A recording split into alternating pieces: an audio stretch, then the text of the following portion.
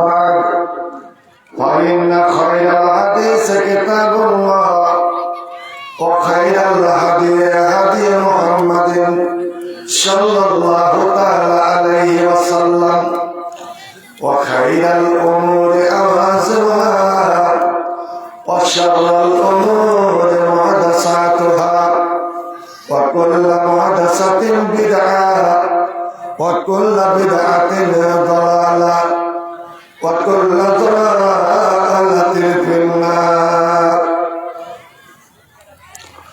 أعوذ بالله من الشيطان الرجيم. بسم الله الرحمن الرحيم. وإن منكم إلا واردها كان على ربك حتما مقضيا ثم ننجي الذين اتقوا ونذر الظالمين فيها جثيا.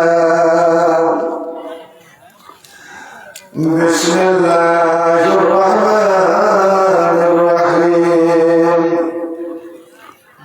قل إن كنتم تحبون الله فاتبعوني يحببكم الله ويغفر لكم ذنوبكم والله غفور رحيم. وقال النبي صلى الله عليه وسلم: جاء جبريل إلى النبي صلى الله عليه وسلم فقال: يا محمد عش ما شئت فإنك ميت واعمل من شئت فإنك مفارقه واعمل ما شئت فإنك مفارق مجازيه واعلم أن شرط المؤمن صلاته بالليل وعزه استغناؤه عن الناس. وقال: والذي نفسي بيده لا يؤمن أحدكم حتى أكون أحب إليه من والده وولده والناس أجمعين. رب اشرح لي صدري ويسر لي أمري واحلل عقدة من لساني يفقهوا قولي. رب زدني علما رب زدني علما رب زدني علما.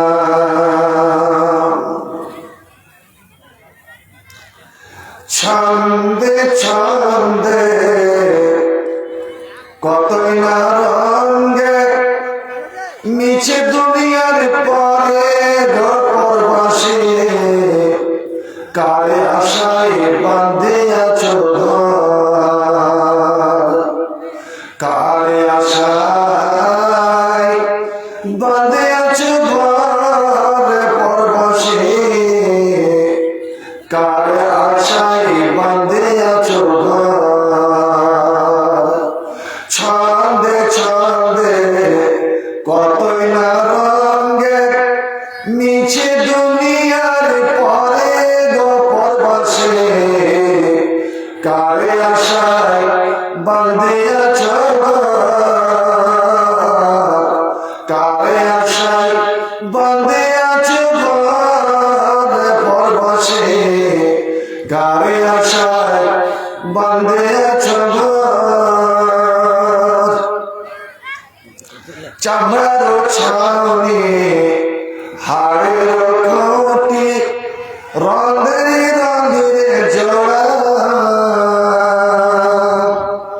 চামড়ার ছাউনি হাড়ের খুঁটি রঙে রঙে জোড়া। তার বিচে মনুয়া পাখি উড়িলে না যাই ধরার পরবশে কারে আশায় বাঁধে আছো কারে আশায় বাঁধে আছো পরবশে কারে আশায় বাঁধে আছো তোর এ চুল পাকিবে দাঁত লড়িবে যবনে লেগে যাবে ভাটি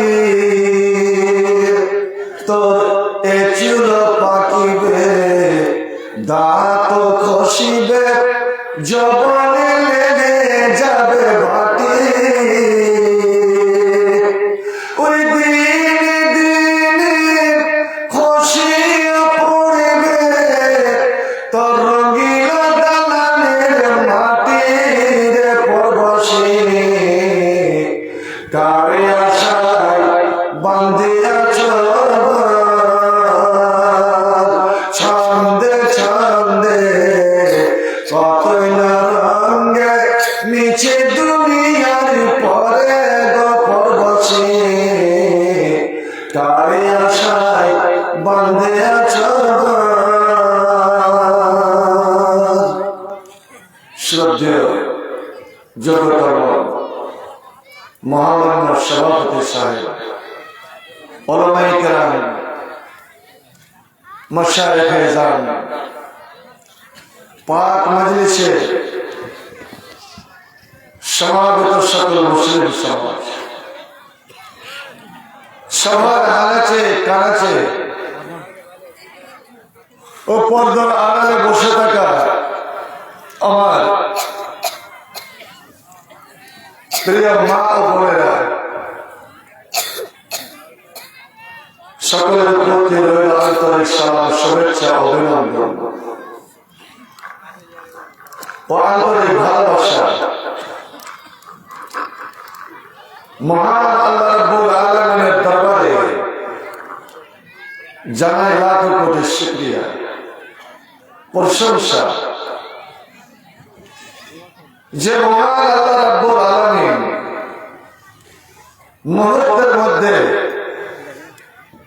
সবকিছুর পরিবর্তন করে দিতে পারে এই আছি ওই নাই যার এতটা সত্য আজকে বোধহয় সকালে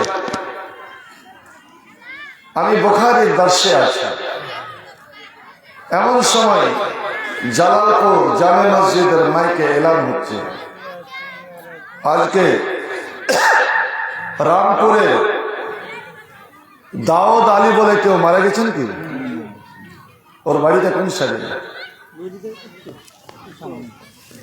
বয়স্ক মানুষ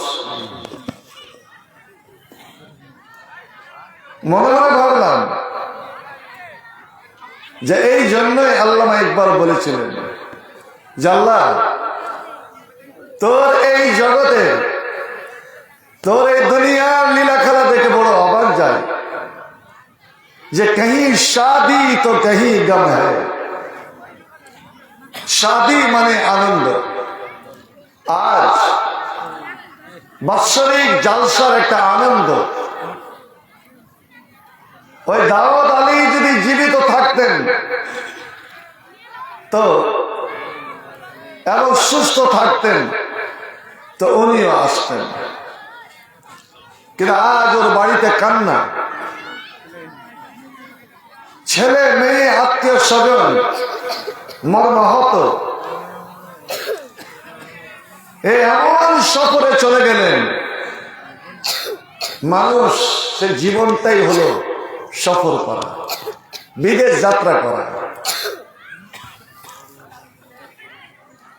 আপনারা বা এই গ্রামের অনেক ছেলে দিল্লি বোম্বে পাঞ্জাব কাশ্মীর কেরালায় চেন্নাই হাঁটতে যায় বড় বড় স্টেশনে তারা দেখেছে শত শত যাত্রী ট্রেনের অপেক্ষা করছে প্ল্যাটফর্ম ভরপুর হয়ে আছে মুসাফির খানাতে পা ফেলার জায়গা নাই। আবার ট্রেন এলো, শত শত যাত্রী ট্রেন থেকে অবতরণ করলো, আবার 100-150 যাত্রী ট্রেনে চেপে বসলো। কেউ যাত্রা শুরু করলো আর কেউ যাত্রার সমাপ্তি করে ট্রেন থেকে নেমে এলো। ভাইজান, তবে এইটুকু, যেখানেই সফরে যাক না কেন বাড়ির সঙ্গে একটা যোগাযোগ থাকে। আর আজ তো দুনিয়া মুঠের মধ্যে। আগে আগে যখন এক চলতো করলো দুনিয়া মুঠি মে, আমি বুঝতে নিজে পারতাম না করলো দুনিয়া মুঠি মে এর মানেটা কি। কিন্তু আজ আসলেই দুনিয়াটা মুঠের মধ্যে। কোথায় লন্ডন, কোথায় আমেরিকা, ওখানে খেলা হচ্ছে, ওখানে কোনো ঘটনা ঘটছে, আপনি এখানে ভিডিও কলে সব কিছু দেখছেন। এত বড় বড় শহর এর সামান্য মোবাইলের মধ্যে। ভয় আমার, নবীর হাদিস যে মরা মানুষকে যখন কবরে জীবিত করা হবে,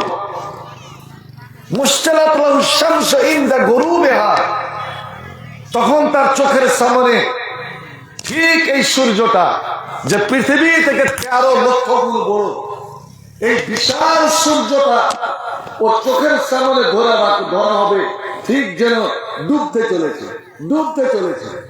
ও কিন্তু নামাজি, এটা একটা পরীক্ষা করার জন্য যে নামাজি না বেনামাজি। এই কুসংস্কারটা এখন অনেকটা দূর হয়েছে। আমি আগে যাওয়া করে দেখেছি কতগুলো মানুষ জীবনে নামাজ পড়েনি, কেবল চিনেনি, আর যখন মরে গেল সঙ্গে সঙ্গে ওর মাথায় টুপি দিয়ে দিল। আগে দিত মরা মানুষের মাথায় টুপি। আরে টুপি মাথায় না দিলে কি নামাজ হবে না? টুপিটা কি ইসলামের পরিচয়? তুমি আজ টুপি মাথায় দিয়ে আল্লাহকে ধোঁকা দিতে চাও, যেটা নামাজি আরো যেন কবরে ঠোকায় পড়ে, আরো যেন তার উপরে মার পড়ে যে জীবনে তুই টুপি মাথায় দিসনি আর আজ টুপি মাথায়। ভাই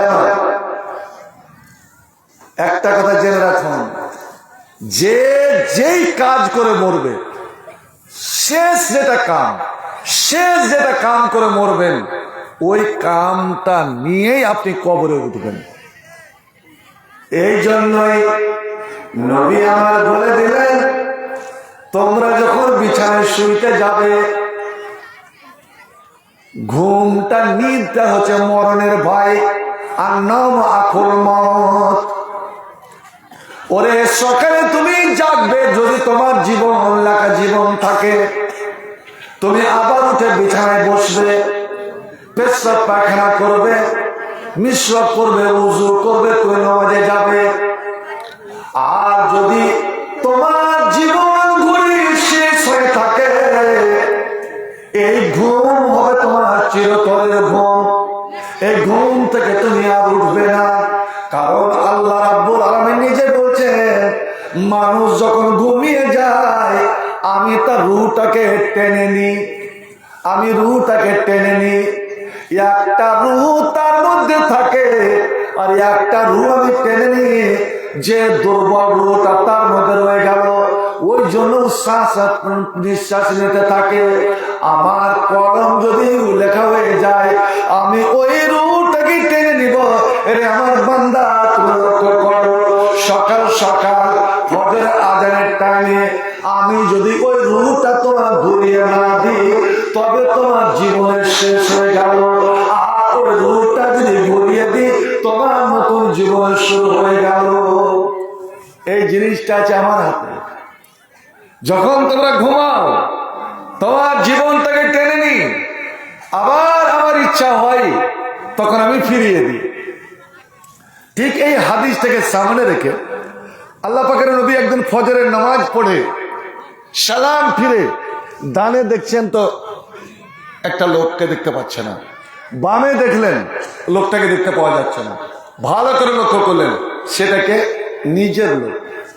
নিজের আপন কাকাতো ভাই, নিজের পরম বন্ধু এবং আদরের জামাই হাজরাতে আলী মেয়েদের দিকে লক্ষ্য করছেন, তো ফাতেমার মতন মেয়েটি নবীর বেটি, সেও নামাজে আসেন।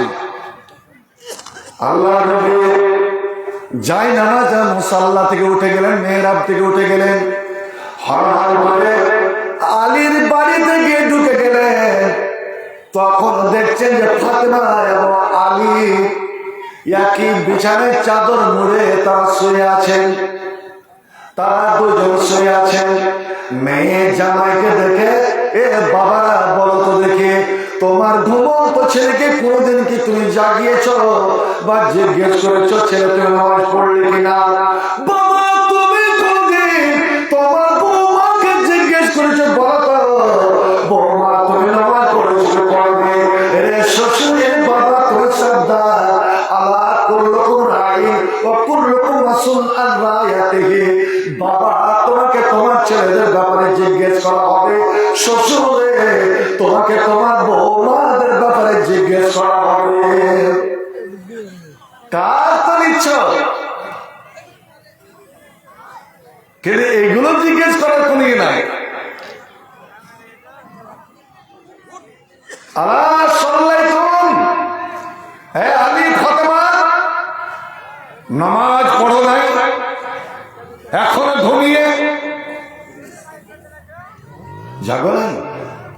হাজরাতে আলী ধর ধর করে উঠে বলেছেন, ইয়া রাসূলুল্লাহ, ইয়া হাবিবাল্লাহ, জান জীবন তো আমাদের হাতে নয়, জীবন হচ্ছে আল্লাহর হাতে।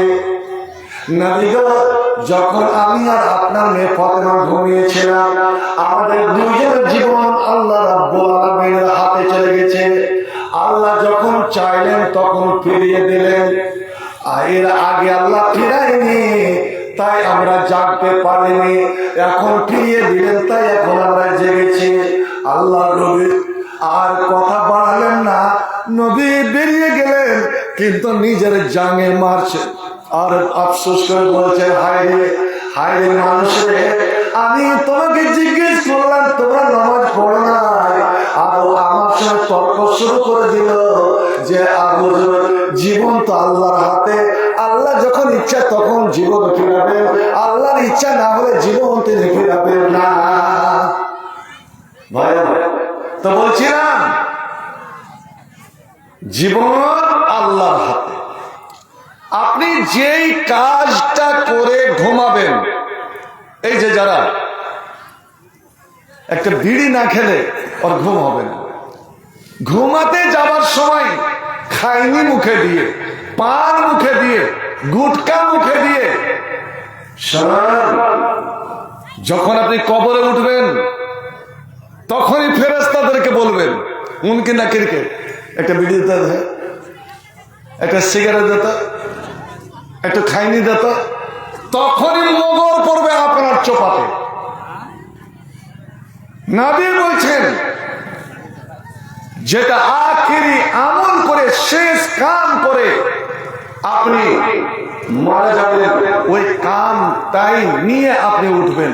আচ্ছা একটা কথা বলেন তো, প্রতি বছর তো জালসা শুনছেন আর মাদ্রাসা খুলে রেখেছেন, নবী করিম সাল্লাল্লাহু আলাইহি সাল্লামের 63 বছরের জীবনে, নবী হওয়ার পরে 23 বছরের জীবনে সবচেয়ে প্রিয়, সবচেয়ে ভালোবাসা কাম নবীর নিকটে কোনটা ছিল ভাই বলেন তো? যেটা নবী ভুলেও ছাড়তেন না, দিনে কমসে কম 5 বার করতেন। একজন বলেন তো এই কামটা কি? সেটা হলো গুল করা, টুথপেস্ট, টুথব্রাশ না, সেটা হলো মিসওয়াক। মিসওয়াক আজ ডাক্তার প্রমাণ করে দিল, তোরা যদি মাড়িকে শক্ত করে রাখতে চাস, দাঁতকে মজবুত করে রাখতে চাস, আজীবন তোর জন্য মরা পর্যন্ত দাঁত থেকে, জানি না আল্লাহ রাব্বুল আলামিন কতদিন টিকাবেন, এখনো তার নিয়ে আসলে আমি কেটে দেবো দাঁতে। 65 বছর পার হতে চলেছে আমার। ফজলু পারবে না আমার ছাত্র, কিন্তু আমি কেটে দেব। মিসওয়াক বেশি বেশি করে মিসওয়াক আপনি করেন। নবী 5 ওয়াক্তের নামাজে করতেন। বাহির থেকে যখন আসতেন, বিদেশ থেকে মসজিদে যেতেন, 2 রাকাত নামাজ পড়তেন, লোকের সঙ্গে আলাপ আলোচনা করতেন, তারপরে বাড়ি আসতেন। বাড়ি এসে যেই বিবির ঘরে উঠতেন, বাইরে থেকে বলতেন আমার জন্য পানি এবং মিসওয়াক দিয়ে পাঠাও। বাইরে ইমাম তিরমিজি রাহমাতুল্লাহ হাদিস এনেছেন বাদা বিশ্বওয়াক, আগে তিনি মিসওয়াক করতেন, উযু করতেন, তারপরে ঘরে প্রবেশ করতেন। এটা হলো নবীর সুন্নাহ। ইয়া রাসূলুল্লাহ, ইয়া হাবিবাল্লাহ, আপনি তো ওখানে মিসওয়াক উযু করলেন, আবার এখানে কেন? আপনার মুখে তো দুর্গন্ধ নাই, আপনি কোনো দুর্গন্ধযুক্ত জিনিস ব্যবহার করেন না। এমনকি আপনি পেঁয়াজ, একটা হালাল জিনিস, পেঁয়াজ আপনি খান না, রসুন খান না। এই জন্য যে পেঁয়াজ রসুনের গন্ধ আছে, আপনি দুর্গন্ধকে অপছন্দ করেন। নবী গো, আপনার মুখ থেকে যখন থুতু বের হয়, আপনার মুখ থেকে যখন লালা, কথা বলার সময় যে লালা গুলো ছোটে ছোটে আছে, ইয়া রাসূলুল্লাহ, আপনার মুখের থুতু, আপনার মুখের লালা আমরা মাটিতে পড়তে দিই না, আমরা হাতে মুখে দিই আর আমরা শরীরে মালিশ করি। কেননা এই আরবের বুকে এমন কোন আতর কিনে পাওয়া যায় না যে আতরে এমন সেন্ট আছে, যেই সেন্ট আপনার চোখের মধ্যে, আপনার থুতুর মধ্যে, আপনার লালার মধ্যে পাওয়া যায়। বন্ধুরা, আমার নবীর মুখের থুতু কেউ যদি শরীরে মালিশ করে নিত, ওরে সপ্তাহ গোসল করলে ও তার শরীর থেকে একটা সুগন্ধি আতরের মহা চলে আসে। সুবহানাল্লাহ। রাস্তাতে যদি নবীর ঘাম পড়ে যেত, 1 ঘন্টা ধরে যতই মানুষ চলাচল করুক না কেন, ওখান থেকে আতরের সেন্ট ছুটে আসতো। নবী আতরের সত্ত্বে আপনি মিসওয়াক করেন কেন? নবী আমার বললেন এটা আমার প্রিয় জিনিস, আর আমি বিদেশে ছিলাম, আমি মিসওয়াক করেছি কিনা আমার মনে নাই।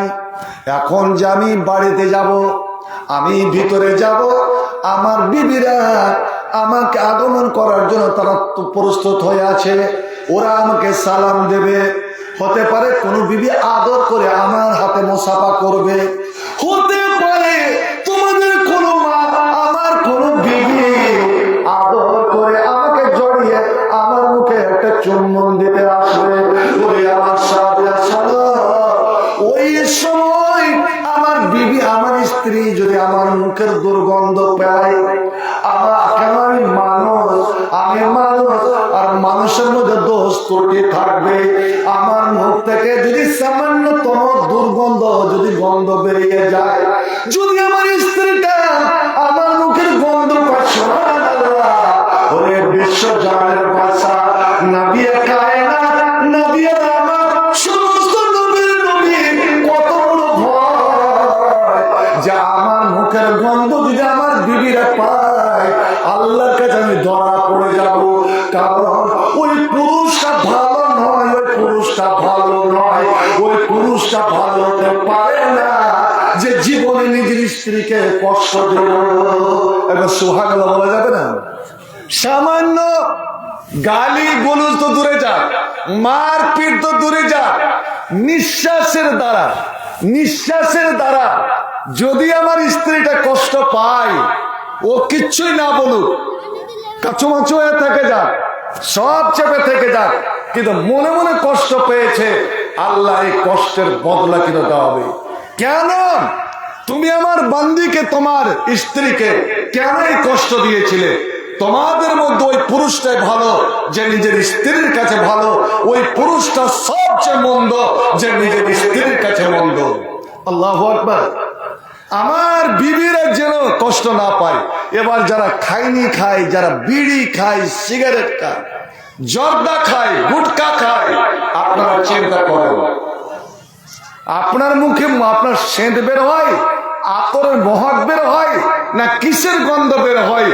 জীবনে আপনার স্ত্রী ও এমনই একটা আবলা জাত, সব কষ্ট সহে নাই কিন্তু অভিযোগ করে না। কিন্তু আল্লাহ তো সবই জানছেন। ভাই আমার, যে নবীর এত প্রিয় 13 দিন নবী আমার অসুখে পড়ে রইলেন। মৃত্যুর সময় 13 দিনকার দিন নবী মারা যাচ্ছেন। এই দুনিয়ার মায়া ত্যাগ করে উম্মতকে ইয়াতীম বানিয়ে নবী আমার চলে যাচ্ছেন। এই 13 দিন ধরে নবী কিন্তু নিঃশ্বাস করতে পারেনি। এতটা দুর্বল হয়ে গিয়েছিলেন, অনেক সময় নবীর কথা বলা পর্যন্ত বন্ধ হয়ে যেত। আহা, ঠিক সোমবারের দিন 12 রবিউল আউয়াল, সূর্য উঠে গেছে, নাস্তার বেলা হতে চলেছে, আর মাত্র কয়েক মুহূর্ত নবী সারা জীবনের মতো ইয়াতীম করে অন্ধকার করে চলে যাবে। আম্মা জান আয়েশা বলছেন, আমি নবীকে এইভাবে বুকে জড়িয়ে ধরে আছি, আমার থুতনির নিচে আর আমার বুকের উপরে নবীর মাথাটা রয়েছে, নবীর হাত দুটো ঝুলে রয়েছে। একবার করে হাতকে পানিতে ডুবাচ্ছেন, আবার চেহারাতে নিয়ে যাচ্ছেন, একবার করে উপরে তাকাচ্ছেন, একবার সামনে তাকাচ্ছেন, একবার বামে তাকাচ্ছেন। পাশে বসে ফাতেমা ওজন অনেক কেঁদে যাচ্ছে, কারণ এই ফাতেমা দুনিয়াতে কেউ রইল না, একটাই বাবা ছিলেন, এই বাবা চলে গেল। আল্লাহ, দুনিয়াতে আমার মা নাই, তিনটা বহিন আমার মারা গিয়েছে, আমার ভাই নাই, আমার চাচা নাই, আমার মামু নাই, আমার দুনিয়ার কেউ নাই। আল্লাহ, আমার মা ছিল আমার বাবা, আমার বাবা ছিল মোহাম্মদ, আমার সব কিছু ছিল মোহাম্মদ। দুঃখে সুখে আমি ছুটে আসতাম আমার আব্বার কাছে। আমি অনেক সময় হোসেনকে কোলে করে আর হাসানের হাত ধরে আমি আলীর কোনো কথাতে কান্না কানতে কানতে এসেছি। নবী যখনই ফাতেমাকে দেখতেন, আল্লাহ রে আল্লাহ, দুই ছেলের মা বেটি কত ভালোবাসা, যা আল্লাহ নবীর বিছান থেকে উঠে নবী আমার উঠে দাঁড়াতেন, চেয়ার ছেড়ে উঠে দাঁড়াতেন আর দৌড়ে গিয়ে হাজরাতে ফাতেমাকে কোলে করে নিতেন। আল্লাহ, এত বড় মেয়েকে কোলে করে নিতেন আর কোলে করে নিয়ে এসে নিজের সিটে বসাতেন। এ বাবারা, ভালো করে মেয়েকে কেমন ভালোবাসতে হবে না, মেয়ের হক মারতে হবে, মেয়ের জমি মারতে হবে। শোনো রে শোনো, নবী আমার বলেন, যারা মেয়েকে ভালোবাসলো, মেয়েকে আদর্শ দিয়ে ভালোবাসা মানুষ করলো, জাহান্নামে কিয়ামতের দিন এই বেটিরা জাহান্নামের আর হয়ে যাবে, জাহান্নামের টাকে হয়ে যাবে। বেটি কোনোদিন বাপকে জাহান্নাম যেতে দেবে না, এটা কিন্তু কোনো বেটারা করবে না। নবী নিয়ে এসে কোলে করে নিজের সিটে বসাতেন। সেই ফাতেমা কাঁদছেন। আল্লাহ নবী একবার ইশারা করলেন, বেটিকে একটু এগিয়ে, মুখে কিন্তু বলতে পারছেন না, শব্দ বের হচ্ছে না। ইশারা করলেন, হাজরাতে ফাতেমা আমার নবীর বুকে গিয়ে লেগে গেলেন, কানটা নবীর মুখের কাছে নিয়ে গেলেন। আমার নবী ফিস ফিস করে কি যে কথা বললেন। হাজরাতে ফাতেমা ফাবাকাত বুকান শাদীদা, অঝর নয়নে ডুকরে ডুকরে কাঁদতে আরম্ভ করেছেন। হাজরাতে আয়েশা নবীর বিবি ফাতেমার সৎ মা, ওরে বলছেন, আমি কিন্তু শুনতে পেলাম না যে নবী কি বললেন, কেন ফাতেমা এরকম কাঁদতে লাগলো। আবার ওর কান্না দেখে নবীরও চোখ দিয়ে বন্যার পানির মতন অশ্র জল ঝরে যাচ্ছে। নবী আবার দ্বিতীয়বার ইশারা করলেন, ফাসারা ইলাইহা, এবং তার কানে মুখ লাগে কি একটা কথা বললেন ফিস ফিস করে, আমরা কেউ শুনতে পেলাম না। 9টি বিবি নবীর পাশে বসে আছে, কেউ শুনতে পেলাম না। এবার জায়গা হাজরাতে ফাতেমা খিলখিল করে হাসতে আরম্ভ করেছেন। নবী তো বেহুশ হয়ে আছেন। আমি আর সইতে পারলাম না। আমি ফাতেমাকে বললাম, বেটি রে, আমি তোর মা, যদিও তুই বয়সে বড় কিন্তু সম্মানের দিক দিয়ে আমি বড়, আমি তোর মা, তুই আমার বেটি, অতএব মাতৃত্বের আমি ও মাতৃত্বের ওয়াস্তা দিয়ে বলছে।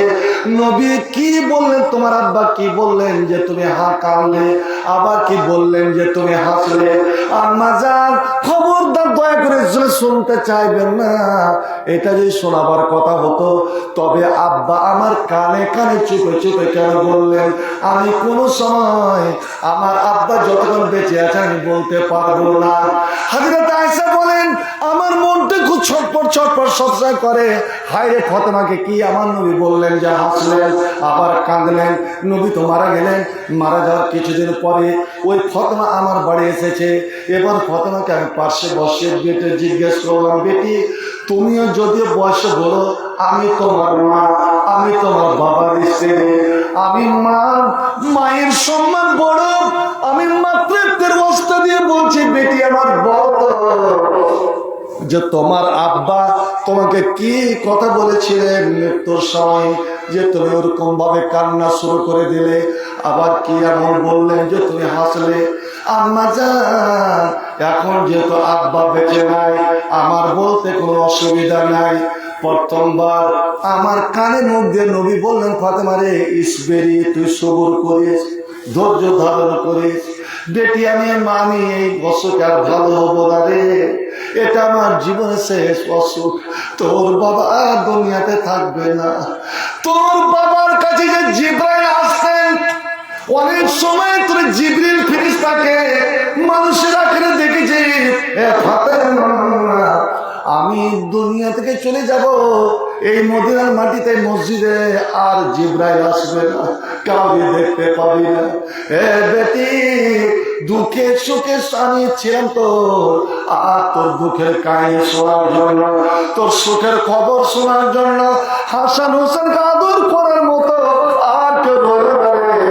আমার হাসান হোসেনকে ঘাড়ে চড়িয়ে আমি যে আদর করতাম, তাদের সঙ্গে খেলাধুলা করতাম, আমি আর রইব না।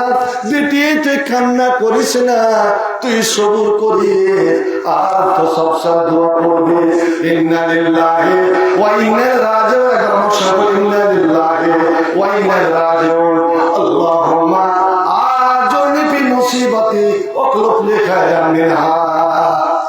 যখন এই কথাটা বললেন যে আমি আর রইব না, এটা আমার জীবনের শেষ অসুখ, আর কিছুক্ষণের মেহমান জিবরাইল চলে এসেছেন আমার কাছে অনুমতি নেওয়ার জন্য।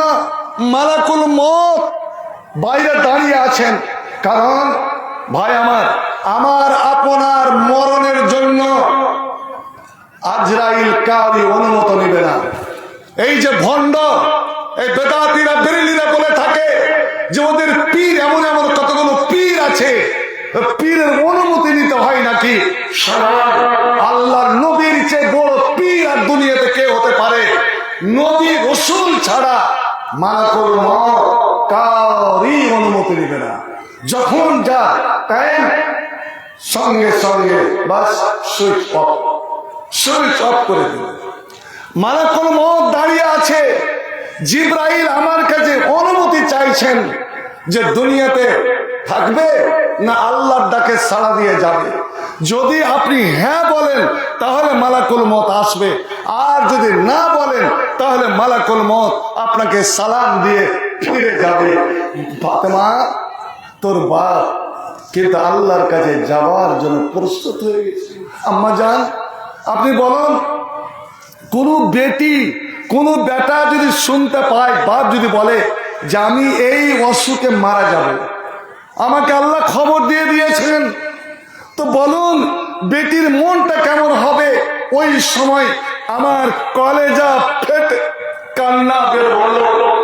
আমার কান্না দেখে আবার জিবরাইল এলেন, আমার আব্বাকে একটা খবর দিলেন, আর ওই সময় আব্বা যান আমার কানে কানে আমাকে খবরটা শোনালেন, বেটি আমার তুই বেশি দিন তুই সবুর করিস, তোকে কষ্ট, তোর বাবার বিরহের জ্বালা, তোর বাবাকে ছেড়ে বেশি দিন দুনিয়াতে তোকে কষ্ট করতে হবে না, দুনিয়াতে তোকে তো দুনিয়ার জ্বালাতন সহ্য করতে হবে না। বেটিকে আমার বংশের মধ্যে এবং আমার উম্মতের মধ্যে অল্প দিনের পরে যার সঙ্গে আমার মোলাকাত হবে, যার সঙ্গে আমার সাক্ষাৎ হবে, সেটা হবি তুই। অর্থাৎ আমার মরার 6 মাস পরে তুইও মারা যাবে, তোর একসঙ্গ কাছে এসে মিলে যাবে, ওরে বাপ বেটির সেখানে দেখা হয়ে যাবে। আম্মা যান যখন আগে শুনলাম যে আব্বার 6 মাসের পরে আমি মারা যাব, মা গো তোমরা শোনো, আমি দুনিয়াতে বেশি দিন থাকবো না। এই তো কয়দিন চলে গেল, 15 দিন চলে গেল, আর মাত্র 5.5 মাস। এই 5.5 মাস আমি বেঁচে বসে রইব, তারপরে আমি আব্বার সঙ্গে মিশে যাব। ভালো করে শুনে রাখুন, মুমিন যদি মারা যায়, বন্ধুরে আপনার বাপ যদি মুমিন হয়, মা যদি মুমিন হয়, ওরা যদি নেককার হয়, ওরা যদি জান্নাতি হয়, আর আপনি যদি জান্নাতি হয়, মুমিন যখন মারা যায়, ওই আগে মরা মানুষের সঙ্গে তার মোলাকাত হবে, সাক্ষাৎ হবে। আল্লাহ রাব্বুল আলামিন সূরা তুরে নিজে বলছেন, ওরে তোরা যদি ঈমানের হালাতে মারা যাস, ঈমান নিয়ে মারা যাস, আল্লাহ রাব্বে যুরিয়াতিহিম, আমি আল্লাহ ওই মা বাপকে তার ছেলে মেয়ের সঙ্গে সাক্ষাৎ করিয়ে দেব, এবং ছেলে মেয়েকে তার বাপ মার সঙ্গে মোলাকাত করিয়ে দেব। অনেক সময় মানুষ জিজ্ঞেস করে, যারা আগে মরে গেছে তাদের সঙ্গে এই মরা মানুষের সাক্ষাৎ হয় কি? হ্যাঁ, হবে। আল্লাহু আকবার।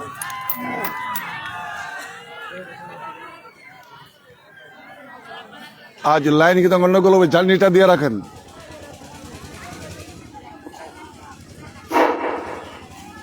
আলহামদুলিল্লাহ। এবার আম্মা জান আয়েশা কি বলেন শুনুন। এমন সময় হযরতে আয়েশার ভাই আব্দুর রহমান, আবু বকরের বেটা, সম্পর্কে নবীর শালা, নবীকে দেখতে এসেছেন। এই বড়, এত বড় দেখেন, এটা টাটকা মিসওয়াক হাতে করে। আর যেমনই আব্দুর রহমানের হাতে মিসওয়াক দেখা, আল্লাহ নবী চোখের পলক পড়ে না, এক নজরে দেখে আছেন। হযরত আয়েশা কিন্তু চট করে দেখে ফেলেছেন। কত চালাক যে নবী মিসওয়াকের দিকে দেখছেন, এর মানে নবী 13 দিন ধরে মিসওয়াক করেননি, নবী বোধহয় মিসওয়াক করবেন।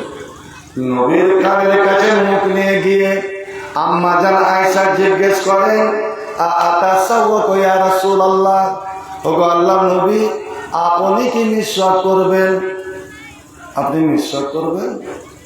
আল্লাহ নবীর চোখের কোনা দিয়ে পানি ঝরছে। ফাশারা বিরাসিয়ান নান, নবী মাথা হিলালেন, হ্যাঁ বা না, মুখ দিয়ে বলতে পারছেন না। ভাইরে, একবার কল্পনা করো, মৃত্যুর যন্ত্রণা, মৃত্যুর কষ্টটা কল্পনা করো। আল্লাহ নবী যার বিন্দু বিসর্গ গুনাহ নাই, যার 1 কিঞ্চিত পরিমাণ গুনাহ নাই, পাপ নাই, তার উপরে এত বড় কষ্ট, তো আমি আর আপনি কি চাই?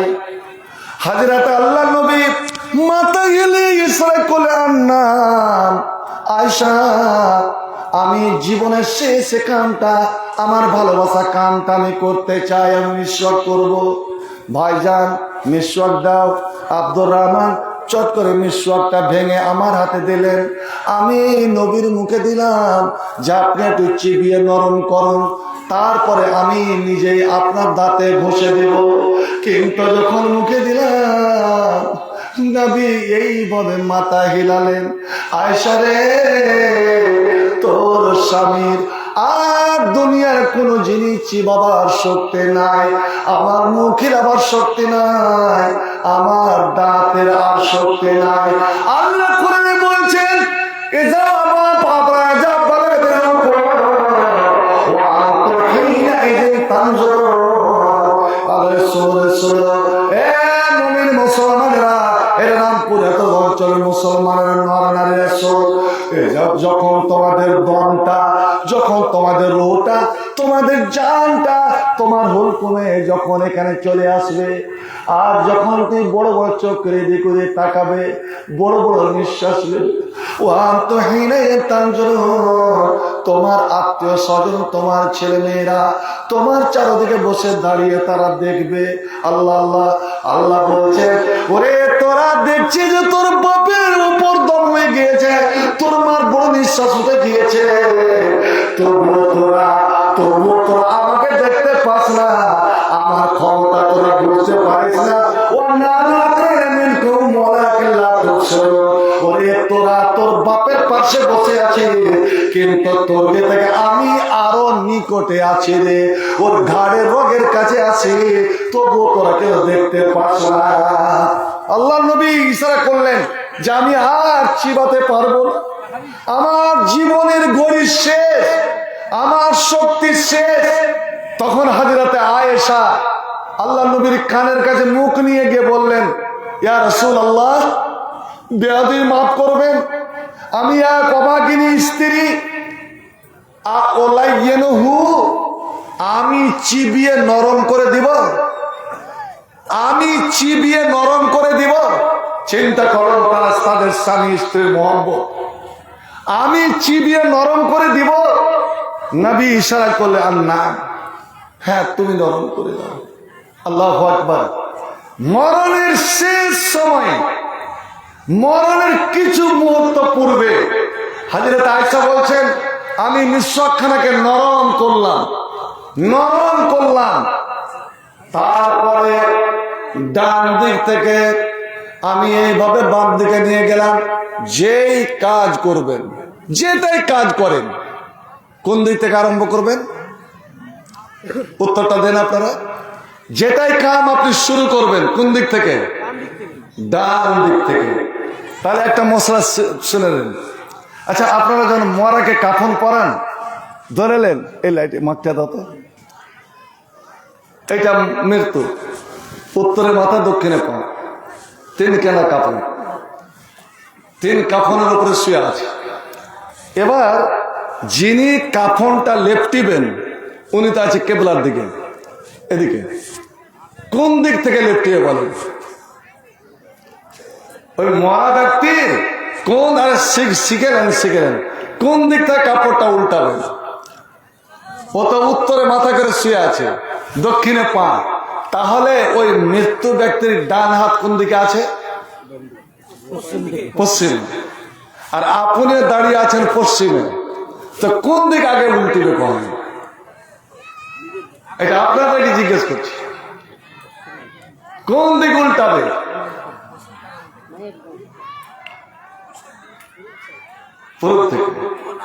অর্থাৎ আগে বামটা। তাহলে ডান থেকে শুরু হলো কি? এটাই আমরা মারাত্মক ভুল করে থাকি। শুনুন, নবীর বেটি যায়েনব যখন মারা যান, উম্মে আতিয়ার কয়েকজন মেয়ে যখন গোসল দিতে গেলেন, নবী বললেন ওয়াবদা বিমায়ামিনহা, ওর ডান দিক থেকে শুরু করবে। আমরা এটি লোক খেতে বসছি, আপনি খাজিনদারি করছেন, থালা দিয়ে দিয়েছেন, এবার ভাত যদি এদিক থেকে দেন, আমার দিক থেকে, আপনার মুখ আছে পশ্চিমে আর আমরা পূর্ব দিকে মুখ করে খেতে বসছি, কারণ এর মধ্যে উল্টা হলো ওদিক থেকে, ওদিক থেকে, মানে আপনার ডাইন দিক, আপনার ডাইন দিক। আচ্ছা, এবার বলুন তো, এখানে রামপুরাম অনেকটি ছাত্র আছে, এই যে ফজলু বসে আছে, ও ছাত্র। হ্যাঁ, আমার জুতাটাও পরিয়ে দিতে পারো, আমার জুতাটা খোলা আছে, জুতাটা পরে আমি দাঁড়ালাম বা বসে আছি, আর ও ওদিকে বসল, আমার জুতা পরাচ্ছে। ওর ডান দিক থেকে যদি জুতাটা আমার পায়ে পিঁধিয়ে দেয়, তো আমার কোন পা আগে যাবে বলেন? আর নবী বলছেন, কান রাসূলুল্লাহ ইউহিব্বু তায়াম্মুনা ফি তানাউলিহি ওয়া তারাজ্জুলি ওয়া ফি কুল্লি শানিহি। নবী প্রত্যেক কাম ডান দিক থেকে শুরু করতেন, ডান দিক থেকে। একটা কথা ভালো করে জেনে রাখুন, যখন কামটা আপনার হবে, নিজের হবে, তখন নিজের ডাইন দিক থেকে। আর যখন অপরের করবেন তো ওর ডান দিক থেকে। আপনি খিলাচ্ছেন আমাদেরকে, অতএব আমাদের ডান দিক থেকে আপনি আরম্ভ করবেন, আমাদের ডান দিক থেকে। কাফন যখন পরাচ্ছেন, তখন ওটা ওকে পরাচ্ছেন, ওই মৃত্যু ব্যক্তিকে, ওকে যেহেতু পরাচ্ছেন, ওর ডান দিক থেকে, ওর ডান দিক থেকে। অর্থাৎ এই উল্টিল, তারপর এই উল্টিল। আপনি বলবেন মাওলানা, এটা তো বড় উলট পালট হয়ে গেল। কি যে আপনার নমাজে বাম হাত নিচে ডান হাত উপরে, আর যখন আমি ওর ডানকে উল্টালাম, তারপরে বাম, তারপরে ডান, আবার বাম, আবার ডান, আবার বাম, তো বাম দিকের চাদর উপরে হয়ে গেল, এটা যে উল্টা হয়ে গেল। বন্ধুরে, এটা দুনিয়ার হুকুম নয়। যখন আমার নিঃশ্বাস বেরিয়ে গেল, আমার দম বেরিয়ে গেল, আমি ওই জগৎ আলামের বারজাকে চলে গেলাম, আমি আর এর জগতে চলে গেলাম। আমার সমস্ত আইন কানুন নিয়ম নীতি আমার বদল হয়ে গেল। এতদিন আমি কাপড় পরে গোসল করেছিলাম, কাপড় পরে গোসল করেছিলাম, উলঙ্গ হয়ে গোসল করা নিষেধ আছে। কিন্তু যখন আমি মরে গেলাম বন্ধু আমার, তখন আমার সমস্ত কাপড় চোপড় খুলে গেল। ওরে আমাকে উলঙ্গ করে দেওয়া হলো। আমার যদি কেউ আপন কেউ না থাকে, আমার ছেলে নাই, আমার মেয়ে নাই, আমার ভাই নাই, আমার বাবা নাই, আমার চাচা নাই, আমার রক্তের যদি কেউ না থাকে, যে হবিবুর আমার জীবনে উলঙ্গ গোসল করেনি, আপনারা অপর হয়েও আমাকে উলঙ্গ করে গোসল করাবেন। ওরে উলঙ্গ করাতে আপনারা গুনাহগার হবেন না, আপনারা পাপী হবেন না, আমিও পাপী হব না। কেন? এটা আল্লাহর হুকুম। আইন বদলে গেছে, কারণ আপনি অন্য জগতে চলে গেছেন। বন্ধুরে আমার, আমি রং বেরঙের কাপড় পরেছি, সেলাই করা কাপড় পরেছি, কিন্তু আমার নবী বললেন এবার তিনখানা যে চাদর পরাবে, ওটা যেন সেলাই করা না হয়। যেমন হজ উমরাতে গিয়ে সেলাই করা কাপড় পরা চলবে না। ওরে যখন তুই মারা যাবে, তোমার কাপড় সেলাই করা তোমার চলবে না। সুবহানাল্লাহ।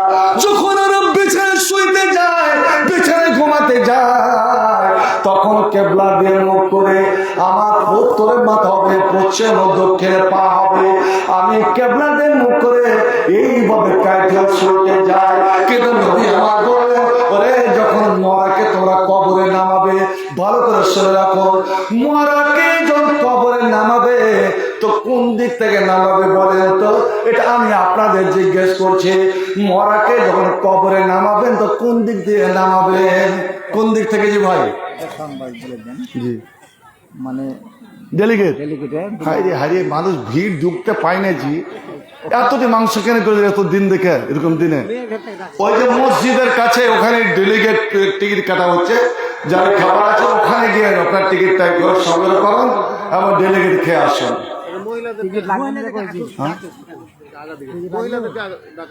আমি কেন ডাকবো? তোমার ভলেন্টিয়ার করো তো, আমি ডাকবো। টিকিট লাগবে না মা বোন, তোমার একটু এদিকে এত জায়গা ফাঁকা আছে, আর ভিড় রাস্তাতে ভিড় করছো। মা বোন তোমার একটু এগিয়ে আছে, এটা পশ্চিম দিকে, এটা পশ্চিম তো, পশ্চিম দিকে একটু এগিয়ে আছে, একটু এগিয়ে আছে, এটা তোমাদেরকে তো অনুরোধ করছি। তো ভাই এটা কতগুলো লাগবে না বলছি, ফেলে হবে ঠিক লাগবে না? আচ্ছা আচ্ছা। তো আজকাল যেদিকে সেদিকে রেখে দিচ্ছে। খাটটা নিয়ে যে রাখবেন কেবলার দিকে, কেবলার দিকে। আর কবরে যে এবার উঠাবেন আর নামাবেন কবরে, তো পায়ের দিক থেকে। পা দেয় কোন দিকে? কবরে পা থাকে কোন দিকে? দক্ষিণে। পায়ের দিক থেকে। কেন জানেন? কেন পায়ের দিক থেকে নামাবেন? হযরতে আলীকে একজন জিজ্ঞেস করছেন যে এই যে এক রিকাতে কয় সিজদা জি ভাই? এক রিকাতে কয় সিজদা? 2 সিজদা। আর 2 সিজদার মধ্যে একটু সময় থাকে একটা দোয়া পড়ার। কি দোয়া? একজন বলুন তো। 2 সিজদার মধ্যে কার দোয়াটা? আল্লাহুম্মা গফিরলি ওয়ারহামনি ওয়াহদিনি ওয়াআফিনি ওয়ারযুকনি ওয়াজবুরনি ওয়ারফা'নি। আল্লাহু আকবার। এত দামি দোয়া পড়লেন অল্প সময়। তা কেন এই 2 সিজদাটা কেন? হযরত আলী বললেন, বন্ধুর এটা আল্লাহর হুকুম, এটা আল্লাহর হুকুম এবং নবী বলেছেন, তাই আমাকে 2 সিজদা করতে হবে।